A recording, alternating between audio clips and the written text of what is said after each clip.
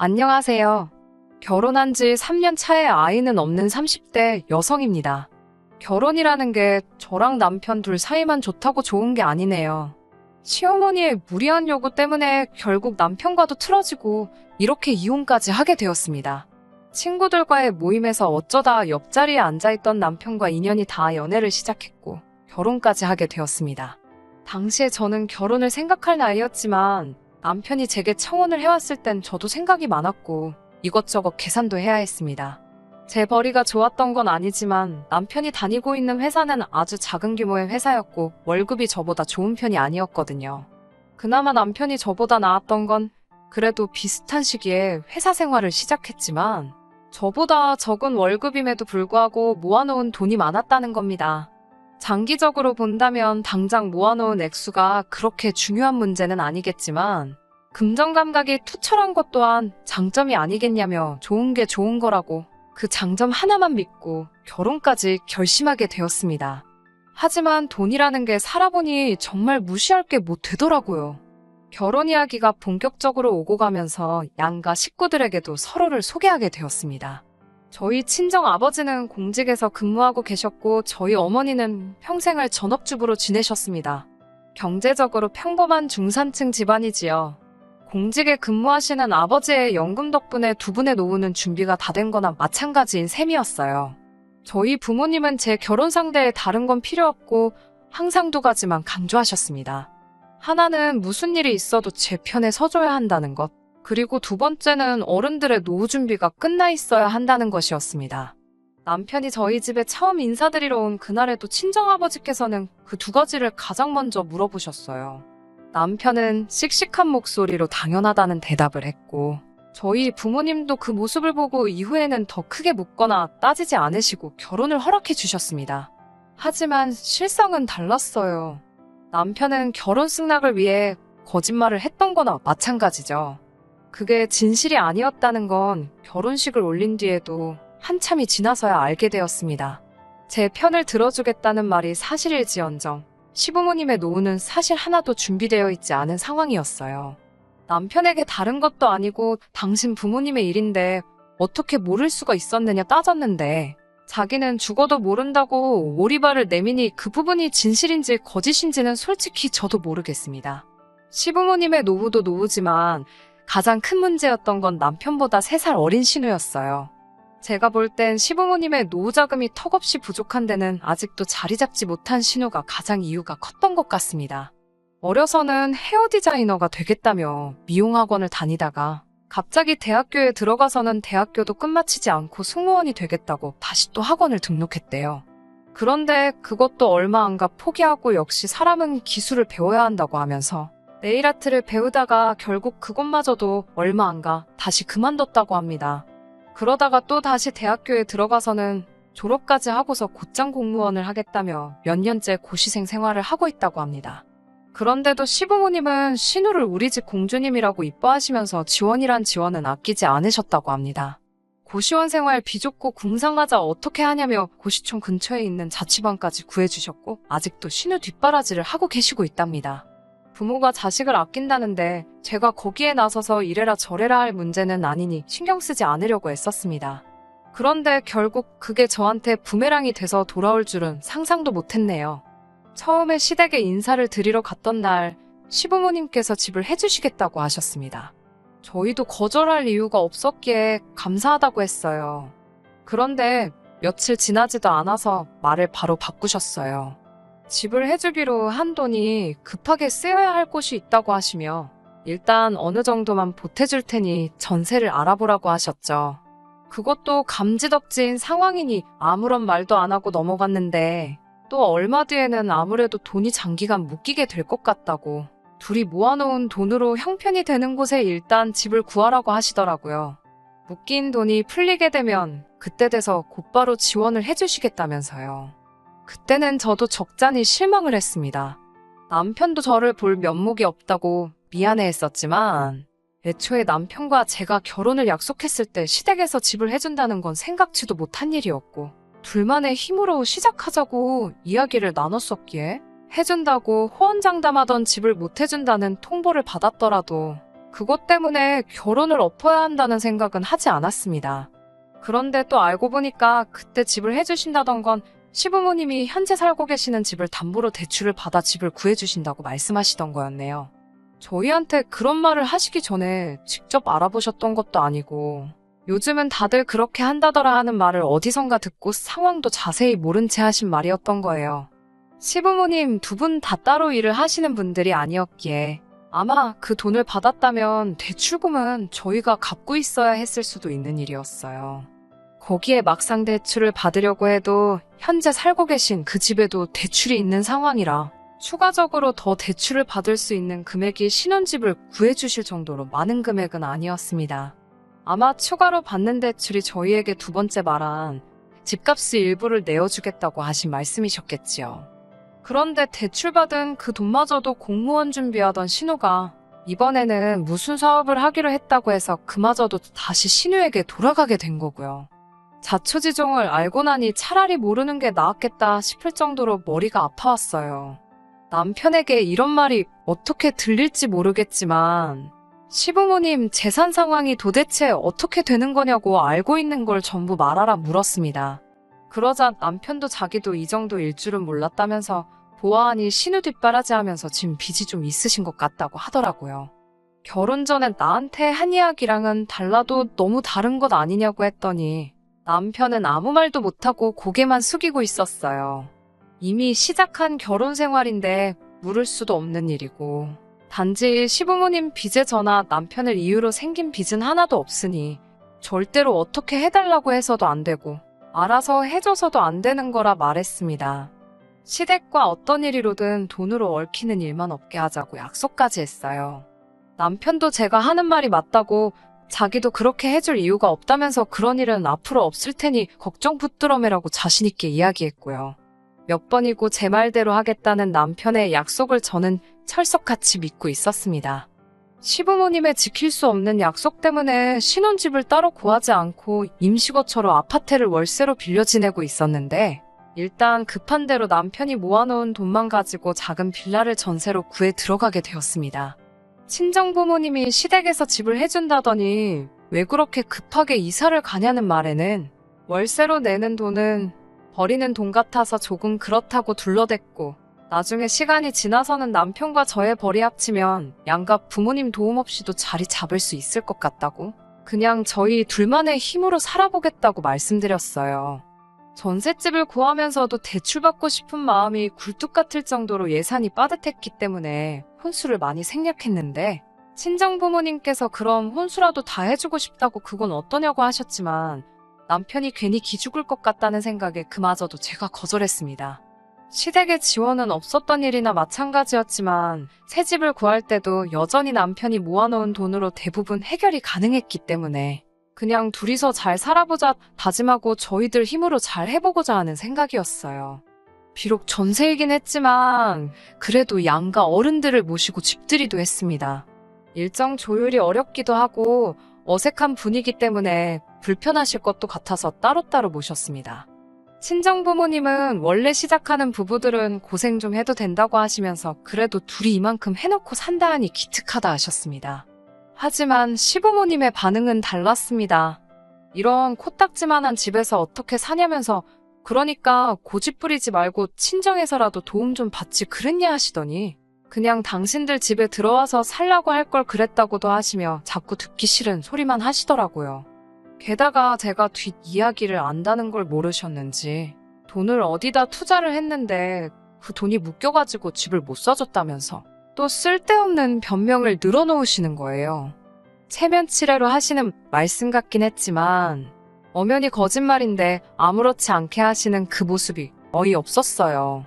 그 이후로 이혼을 결심하기까지 정말 열심히 살았습니다. 아무리 제가 돈을 잘 번다고 해도 남편 수입이 워낙 적기도 하고 불안정하다 보니 마음을 편히 가질 수가 없었습니다. 저는 못해도 5년 내로 작은 아파트라도 사서 전세살이를 끝내고 싶었고요. 그래서 정말 절약하며 살았습니다. 다행히 남편도 알뜰한 편이라서 그 때문에 서로 마음이 상하거나 하지는 않았어요. 남편은 그달그달 벌어온 돈을 저에게 전부 주었고 그럼 저는 그 돈에서 딱 50만 원만 빼서 생활비에 썼습니다. 제가 번 돈에서도 똑같은 금액을 빼서 생활비로 썼고요. 나머지는 가족 행사나 명절이 없으면 전부 모으는 식으로 한마디로 무식하게 돈을 모았습니다. 없으면 없는 대로 안 쓰고 있어도 있는 대로 안 쓰는 방법으로요. 투자 같은 건 꿈도 꿀 수 없었고 목표 금액을 모으면 그때 가서야 한번 시작해볼까 그런 생각을 하던 차였습니다. 그러다 얼마 전이었어요. 평소에 잘 알고 지내던 부동산에서 좋은 매물이라며 하나를 보여줬는데 마음에 쏙 들더라고요. 전세 계약 기간도 끝나가고 잘 됐다 싶었습니다. 전세금을 돌려받고 저희가 모은 돈까지 다 합쳐도 좀 부족해서 추가적으로 대출을 더 받아보려 알아보는 과정에 남편이 저 몰래 월급의 일부를 숨기고 있었다는 사실을 알게 되었습니다. 여기까지만이라면 어찌어찌 이해할 수 있었을 겁니다. 남편이 월급을 저에게 전부 주고 있었고 저는 아끼고 모은다고 남편에겐 용돈을 최소한으로 주고 있었거든요. 남자가 사회생활하는데 비상금 어느 정도 빼돌린 건 눈 감아 줄 만한 일이라고 생각했습니다. 차라리 본인이 필요한데 썼으면 열이라도 안 받았을 것 같은데 남편이 저에게 숨기고 빼돌리고 있던 돈의 대부분이 전부 시댁으로 들어가고 있었다는 사실을 알게 된 겁니다. 한 달에 40만 원에서 50만 원 사이에 큰 액수가 매 달마다 저도 모르는 사이에 시댁으로 흘러들어가고 있던 거였어요. 제가 최대한 아끼며 산다고 궁상 같다는 소리를 들을 정도로 허리띠를 졸라매서 살아온 건 사실이지만 그렇다고 명절이나 양가 어른들 생신, 어버이날 등등 자식된 도리로 챙겨야 하는 날들을 건너뛴 적 한 번도 없었습니다. 오히려 남편이 자기의 월급을 전부 저한테 주고 있다는 생각을 해서 같은 날에 챙겨드려도 비교적 여유가 있는 친정보다 시댁에 좀 더 신경을 썼어요. 모자라거나 더 드리는 부분을 제가 더 부담하는 식으로 하고 있었습니다. 정황상 남편이 월급의 전부를 저에게 다 보내주고 있다고 믿고 있었지만 제가 돈 관리를 한다고 그 돈을 제 개인을 위해 써본 적은 한 번도 없고 전부 다 적금을 들고 있었거든요. 그런데 남편이 제게는 단 한마디의 상의도 없이 독단적으로 받는 월급을 숨겨 그 일부를 시댁에다가 보내고 있었다는 사실에 실망감을 감출 수가 없었습니다. 그동안 저 몰래 시댁으로 보내준 돈이 결혼한 기간으로 치면 1,000만 원이 넘어갈 정도의 거금이었거든요. 배신감에 소름이 다 끼치더라고요. 퇴근한 남편에게 최대한 차분한 목소리로 이게 어떻게 된 일인지 설명해보라고 했습니다. 그러자 남편이 이제 다 걸려서 어쩔 수 없다고 생각했는지 저에게 솔직히 털어놓더라고요. 시어머니께서 신우 때문에 대출을 받았는데 상환할 능력도 안 되시고 신우는 배째라는 식이라 자기가 보태준 거라고요. 결혼할 때 하나도 도와주시지도 않았는데 어떻게 이러실 수가 있냐고 하니까 미안하다면서 그래도 가족이 힘들다는데 자기도 어쩔 수 없었다고 그러더군요. 남편에게 이건 부부간 신뢰의 문제라고 저한테 물어라도 봤어야 하는 거 아니냐고 따졌습니다. 그러자 소잡아먹은 귀신이 붙은 것 마냥 남편은 입을 꾹 다물고 한마디도 하지 않더라고요. 아마 이때부터 저도 마음속에서 남편에 대한 마음이 조금씩 달라졌던 것 같아요. 사는 게 좀 쪼들리고 고생스러워도 남편과 둘이 언젠간 더 크게 행복할 거라 믿었기에 참고 또 참았던 건데 이렇게 뒤통수를 맞으니 너무 아프더라고요. 그 와중에 시어머니 생신이 돌아왔습니다. 예전 같으면 용돈과 선물을 준비했을 테지만 이번만큼은 그러고 싶지 않더라고요. 치사하게 들으실 수도 있지만 제 나름대로 남편이 저 몰래 시댁에 보낸 그 1,000만 원에서 얼마씩 제하려고 계산을 했던 거예요. 어차피 시댁에 들어갈 돈이었다고 최대한 좋게 넘어가 보려고 한 거였습니다. 시댁에 도착했는데 제 손에 아무것도 들려있지 않으니 딱 봐도 시어머니가 실망한 게 보였습니다만 아무것도 모르는 척 했습니다. 남편은 제가 언제 터질지 모른다는 생각을 했는지 시댁인데도 좌불안석 안절부절이더군요. 시어머니와 대화를 나누던 중에 새 집으로 이사를 간다고 들었는데 그 짧은 시간에 돈을 그렇게나 많이 모았냐고 물어보시더라고요. 지키지도 못할 말 해서 인생 계획을 미루게 만든 장본인이 누군데 뻔뻔하게도 그런 소리가 나오나 싶었지만 꾹꾹 눌러 참으며 모은 돈만으로는 부족해서 대출을 알아보고 있다는 대답을 했습니다. 저는 거기서 오히려 저희에게 조금 미안한 감정이라도 느꼈으면 하는 마음이었어요. 그런데 시어머니는 그러냐고 그러면 이왕 대출 받는 거 조금 넉넉하게 받으면 어떻겠냐고 물어보셨어요.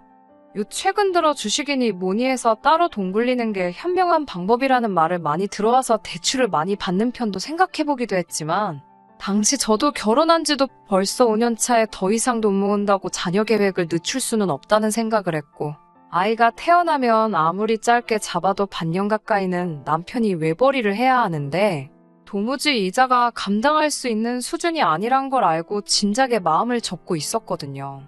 다른 대답은 하지 않고 대출은 최소한으로 받으려고 생각 중이라고만 대답했습니다. 그래도 시어머니는 계속 이왕 받는 건데 넉넉하게 받으라는 식으로 저를 자꾸 회유했고요. 신우도 옆에서 요즘은 대출 받는 것도 능력이라고 받을 수 있을 때 최대한으로 받는 게 좋다는 식으로 말을 하더라고요. 내 집 사는데 대출을 제가 필요한 만큼만 받겠다는데도 자꾸 더 받으라는 식으로 나오니 뭔가 다른 꿍꿍이가 있는 게 아닌가 싶어서 슬쩍 의아하다는 식으로 반응했어요.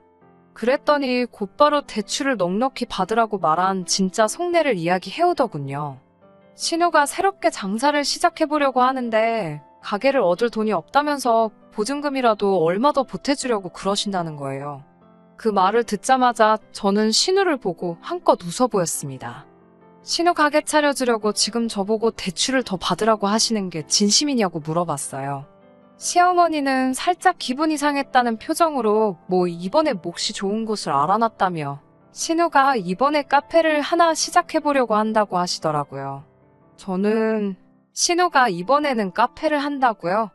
전에 하던 옷가게 말아먹은 지 얼마나 됐다고 이번엔 카페를요?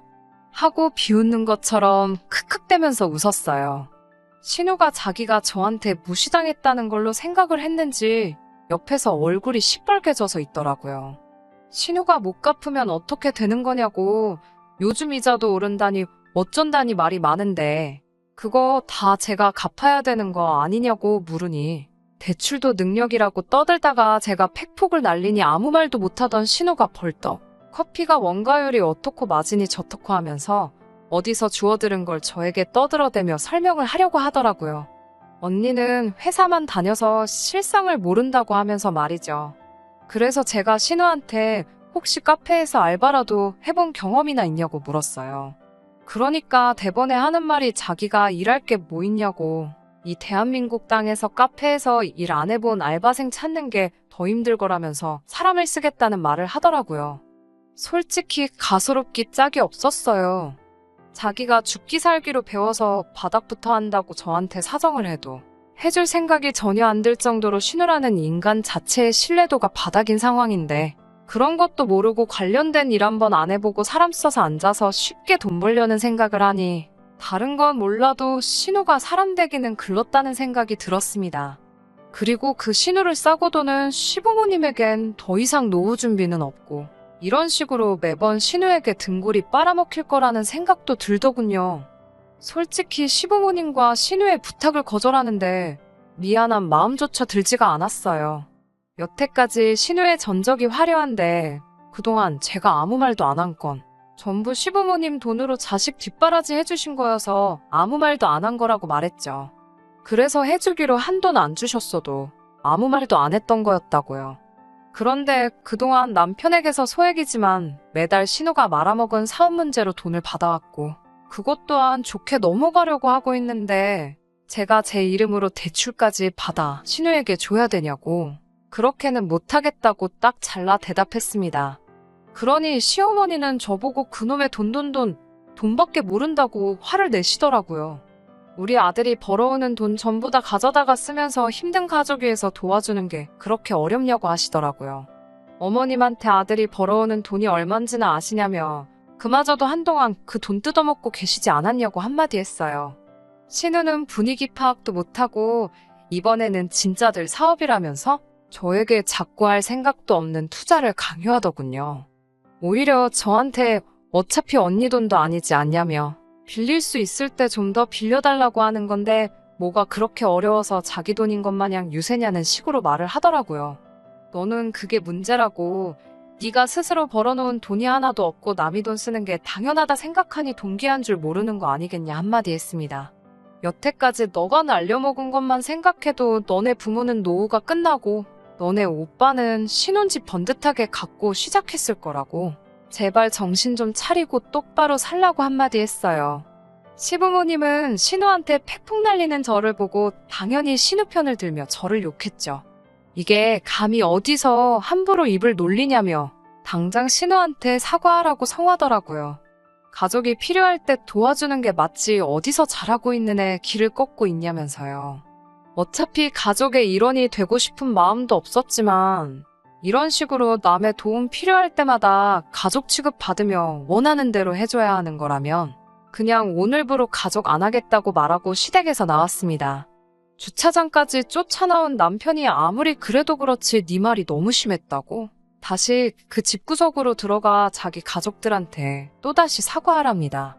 솔직히 그때 저를 붙잡고 가족들이 절에서 미안하다 사과하는 신용이라도 보여줬다면 믿음이라도 갔을 텐데 그 말을 듣자마자 정말 마음속에 가늘게나마 남아있던 신뢰의 끈이 끊어져 버렸어요.